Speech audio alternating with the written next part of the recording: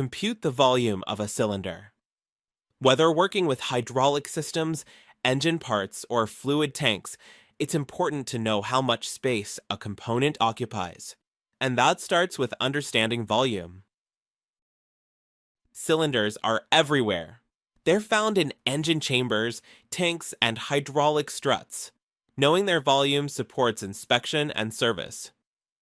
To find the cylinder's volume, use this formula, V equals pi times radius squared times height. Written mathematically, that's V equals pi r square h. Let's break it down step by step. Here, pi is a constant with an approximate value of 3.1416.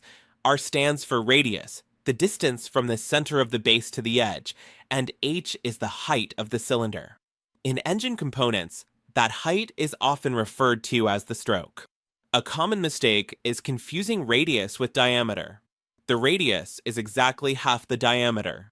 So, if the bore is 6 inches across, the radius is 3 inches and not 6. Always use the radius in your calculations. Once you've found the radius, square it. That means multiplying it by itself. Then multiply the result by pi, and finally, by the height. The answer you get will be the volume of one cylinder. But what if you have multiple cylinders, like in an aircraft engine? In that case, just multiply the volume of one cylinder by the number of cylinders. That gives you the piston displacement, that is, the total space the pistons move through in a full cycle. Let's apply that. Suppose a bore is 5 inches and the stroke is 4 inches. The radius is 2.5 inches. Square that to get 6.25. Multiply by pi to get 19.63, and then by the stroke and the number of cylinders, say 6. The result is the total displacement. That gives you the total swept volume of the engine. This number helps in determining the engine's capacity, fuel flow rates, and overall performance parameters. Before finalizing your result, always double-check your units.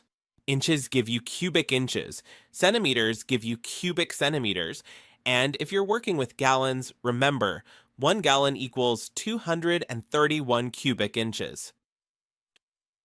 Volume math isn't just for engines.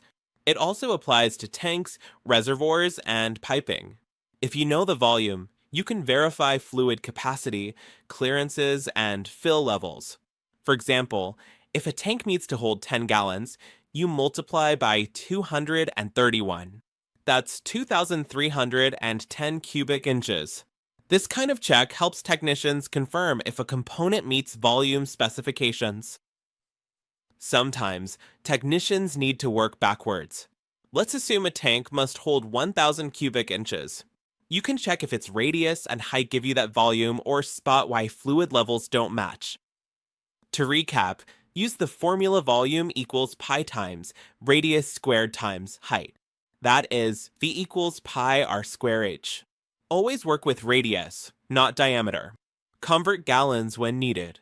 And apply this in real maintenance, whether you're checking volumes, verifying specifications, or troubleshooting fluid levels.